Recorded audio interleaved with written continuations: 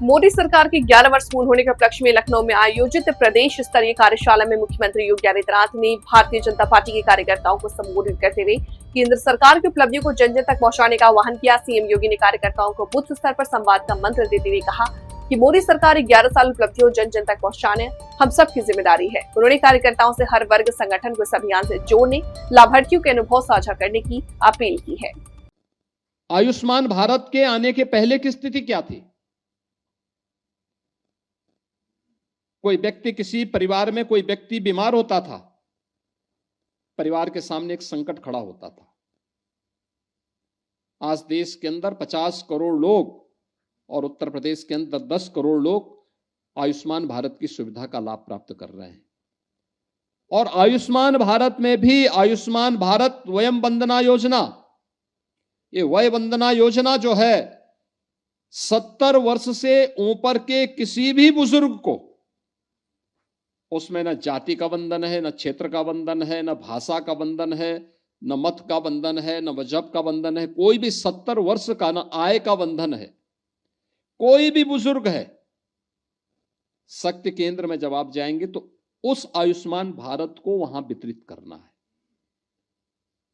वो उन्होंने बना भी लिया होगा, लेकिन फिर भी कोई बचा होगा। और अगर आपके हाथों से उसको वह कार्ड मिल गया, आप याद करिए, वह जीवन भर आपको याद करेगा, क्योंकि हर वर्ष उसको 5 लाख रुपए की स्वास्थ्य कवर वहां प्राप्त होने वाला है।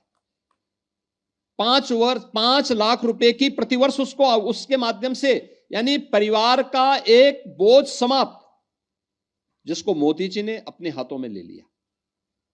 ये डबल इंजन की सरकार जिसका भुगतान करेगी, उसके लिए अलग से उस परिवार को पैसे देने की आवश्यकता नहीं होगी। आयुष्मान भारत के अंदर 10 करोड़ लोग यूपी के अंदर लाभान्वित हो रहे हैं। ये इसके अतिरिक्त है। याद करिए, मोदी जी के आने के पहले कांग्रेस की सरकार 2014 में केवल एक एम्स था। अटल जी की सरकार आई, अटल जी ने 6 एम्स बनाए और मोदी जी ने संख्या 22 अतिरिक्त नए एम्स बना करके और आगे बढ़ा दी, जिसमें यूपी के अंदर भी 2 नए एम्स बने हैं। 1 डिस्ट्रिक्ट 1 मेडिकल कॉलेज की परिकल्पना को साकार किया है मोदी जी ने। अंतर्राष्ट्रीय योग दिवस का कार्यक्रम भारत की ऋषि परंपरा का प्रसाद, भारत की विरासत के साथ जुड़ता है। यूनेस्को ने इसको अमूर्त सांस्कृतिक धरोहर के रूप में मान्यता दी। आज दुनिया के लगभग 200 देश इस कार्यक्रम के साथ जुड़े हुए हैं, इस अभियान के साथ जुड़े हुए हैं। योग की बात होगी तो भारत की चर्चा जरूर होगी, भारत के सनातन धर्म की चर्चा जरूर होगी।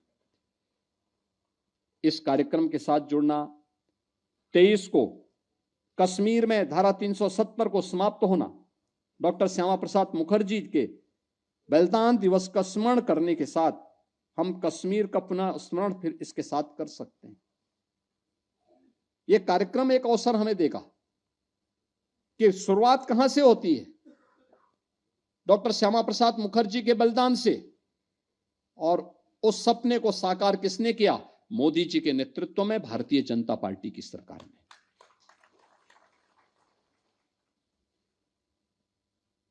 25 जून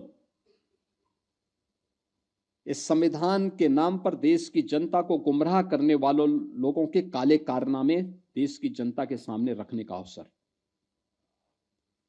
आपातकाल का दिवस, इस पर गोष्ठी, लोकतंत्र सेनानियों का सम्मान। और अच्छा होगा लोकतंत्र सेनानी भाषण करे।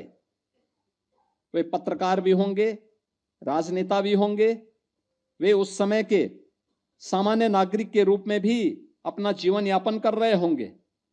अगर उनको हम मंच पे बुला करके सम्मान कर सकें, उनमें से 2, 4, 5 लोगों के भाषण करवा सकें, अगर ये कार्यक्रम होगा तो और प्रभावी होगा। वे अपने मुंह से बोलेंगे इन बातों को। आपातकाल कैसे हुआ था, क्या क्या हुआ था, किस प्रकार की साजिशें देश के लोकतंत्र के प्रति और बाबा साहब भीमराव अंबेडकर के द्वारा बनाए गए संविधान के प्रति कांग्रेस ने किया था, ये भी हम इसके साथ उस समय उस कार्यक्रम के माध्यम से कर सकते हैं।